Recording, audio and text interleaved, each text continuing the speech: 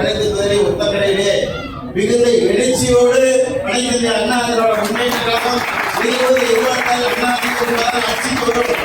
அதில் எடப்பாடியார் முதலமைச்சர் உறுதிப்படுத்திய வகையிலே இன்றைக்கு ஒத்தக்கடையில் கூடியிருக்கிறோம். இன்னும் ஒன்றிய கழக செயலாளர்கள் தலைவர் இன்னும் பல்வேறு இனியர்கள் வந்திருக்கிறார்கள். அனைவருக்கும் வணக்கத்தை தெரிவித்து இன்றைக்கு அனைத்து இந்திய அண்ணா திராவிட முன்னேற்ற கழகம் வெற்றி பாதையை நீக்கி சென்று கொண்டிருக்கிறார். இவங்களை எல்லாம் பார்க்கும்போது எனக்கு மகிழ்ச்சியா இருக்கு.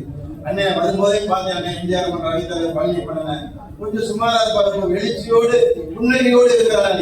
2026 அதிமுக ஆட்சிதான் என்பதை முழுமையாக உணர்ந்து கொண்ட காரணத்தால இன்னைக்கு தமிழகமே தயாராகி தயாராகி இருக்கிறது.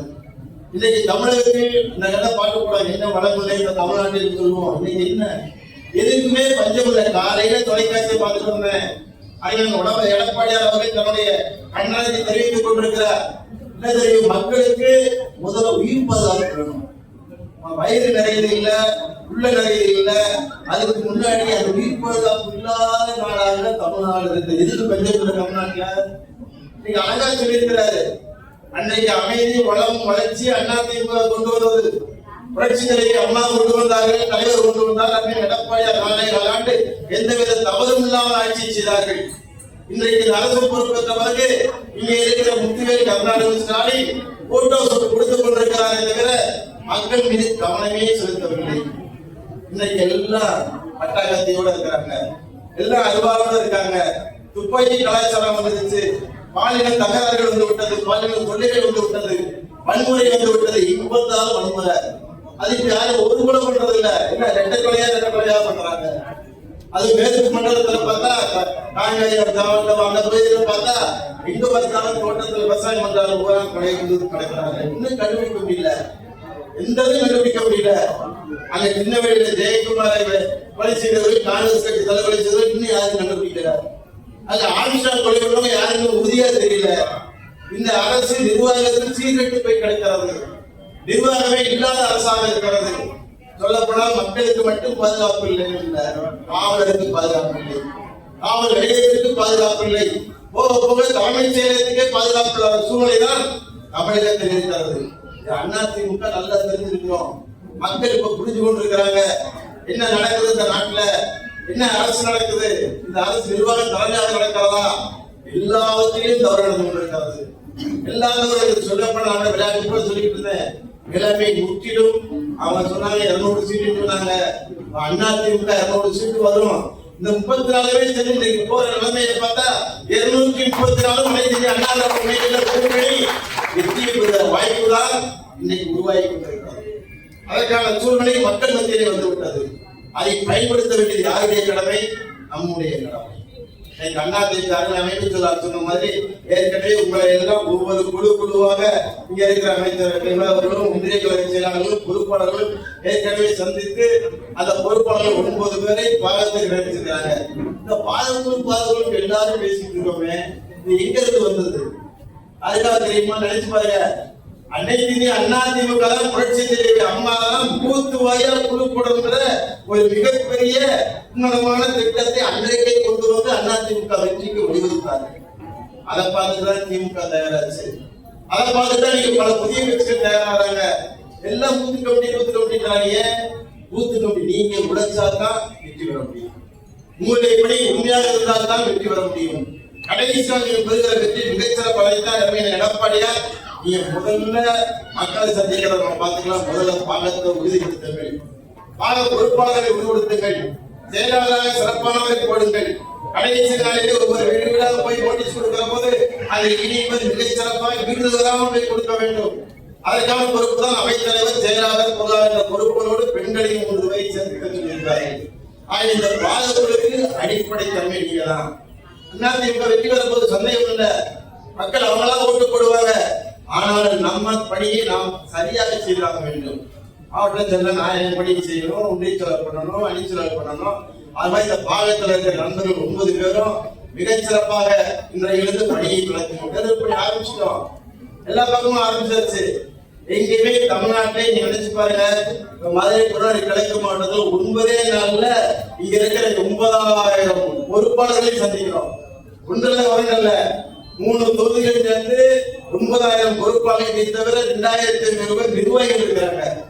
11,500 பேரை வரிசையா நேற்று 2 இடத்துல திருப்பரங்குன்ற ஒன்றியத்துல 2 இடம், அதே மாதிரி மதுரை கிழக்கு தொகுதியில் மாநகராட்சி பகுதியில் 2 இடம், இத்தனை இடமும் பிரதிஷ்டம் வந்திருக்கிறோம்.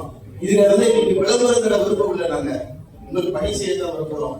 கூட இன்னைக்கு என்னுடைய நண்பர்களே பத்திரிகையாளர்கள் சொன்னேன், நான் பத்திரிகையாளர்களே இப்போது எங்களுடைய கூட்டத்துக்கு கூப்பிடுறது இல்லை. ஏன்னு கேட்டா இது நம்ம பேச்சோடு இல்லை, செயல்பட தொடங்கி விட்டோம். செயல் வீரர்களாக அதிமுக பேச்சு அழிந்து மக்களுக்கே தெரியுது, தப்பு நடக்கிறது தெரியுது, தவறு நடக்கிறது தெரியுது. மதுரை மன்ற ஊடகத்தில் பாத்தீங்கன்னா மதுரையில மட்டும் 4 நிகழ்ச்சி. இதுதான் இப்படி இருக்கப்பா சட்டம் ஒழுங்கு போயிருக்கு. விபத்துகள் எத்தனை நடக்குது ஒரு நாளைக்கு மட்டும் பாத்துங்க. எப்படி குறைந்தது 25 பேருக்கு மேல எங்கேயாவது நீர்ல மூழ்கி சாகுறாங்க. மாவட்ட ஆட்சித்தலைவர் இன்னும் போடி தர மோசம் பாதிக்குள்ளதுக்கு குழந்தைகள் பள்ளிக்கூட பிள்ளைகள் போகாதையும் போட்டு வச்சுக்காங்களா, நிர்வாகத்தை வச்சுக்கிறாங்களா? எவ்வளவு பேர் திறந்தோறும் ஆற்றலிலிருந்து மறந்து கொண்டிருக்கிறார்கள்.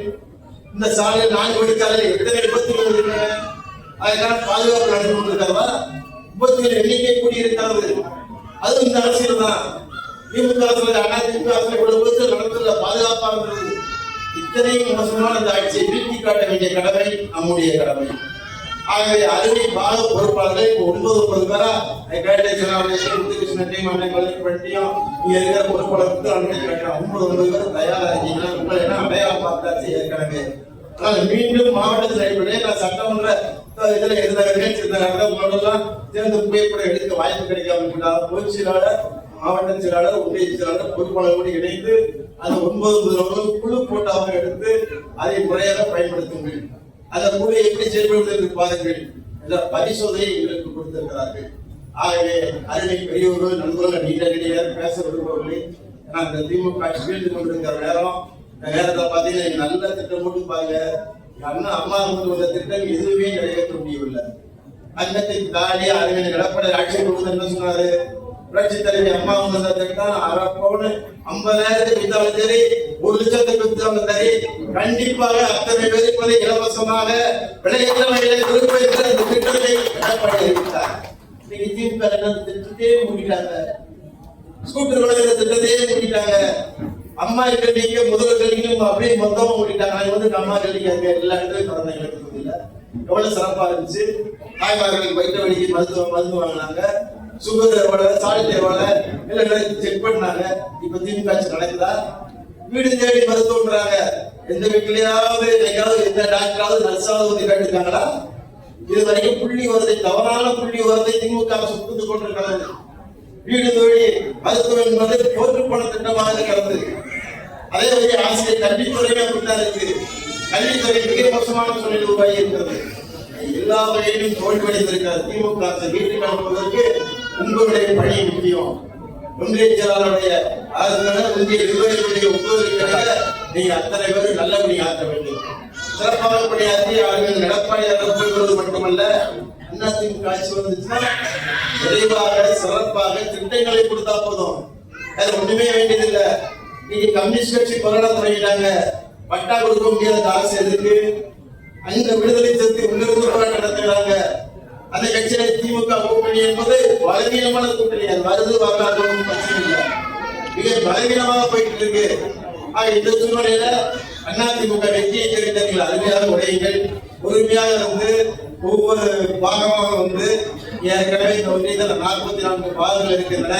9 பேர் எங்களுக்கு பின்னாடி வந்து நீங்க தப்பா நினைக்கக்கூடாது. முன்னாடி உட்கார நினைச்சு அது புகைப்படத்தில் 9 பேர் அடையாளம் என்பதற்காக எங்களுக்கு பின்னாடி வந்து அந்த பூத்து வாரியா அது என்று புகைப்படத்தை எடுத்து அது 25, 26 அதிமுக மாவட்ட கழக பொதுச் செயலாளர், மாவட்ட கழக செயலாளர்களை பொறுப்பாளர்களை அழைத்து இது பற்றி கருத்து கேட்க இருக்கிறார். அதனை திருநெல்வேலி மாவட்டத்துல 3 தொகுதி இருக்கு. ஏற்கனவே அதிமுக 2 தொகுதியில் வெற்றி பெற்றது. திருப்பரங்குன்றத்தில் நான் சட்டமன்ற உறுப்பினராக, மேலூர் தொகுதியில் பெரியகுடான் சட்டமன்ற உறுப்பினராக இருக்கிறோம். ஒரே ஒரு தொகுதி சற்றே சூழ்நிலையின் காரணமாக தளர்ந்து விட்டோம். எந்த தொகுதி? உங்க தொகுதி, கிழக்கு தொகுதி, நம்ம தொகுதி. இந்த தொகுதி இருந்திருந்தால அதிமுக ஜெயிக்குமா ஜெயிக்காதா? திமுக கோட்டை நினைச்சிருக்காங்க. திமுக கோட்டை இல்ல, இது அதிமுக கோட்டை. இருந்துச்சு. அன்னைக்கு சமையலோடு செல்வராஜ் இருந்தாரு, அதுக்கப்புறம் ஆரம்பிச்சு தமிழரசன் இருந்தாரு. அதிமுக கோட்டையாக இருந்த தொகுதி மதுரை கிழக்கு தொகுதி. பல பேர் பரவாயில்ல, எத்தனை பேர் ஒரே நல்ல சாம்ராஜ்யங்கள் சரிந்த வரலாறு உண்டு. இந்திய வரலாற்றில் இல்ல, தமிழகத்திலே உண்டு. ஆகவே யாராவது பெரிய அதிகார பலம் இருக்கிறது, பணபலம் இருக்கிறது, இதெல்லாம் மக்கள் மனசு முன்னாடி ஒரு நிமிஷம் இருக்காது. அதிகார பலமும் பணபலமும் அது எந்த வழியிலும் நிற்கக்கூடியதல்ல.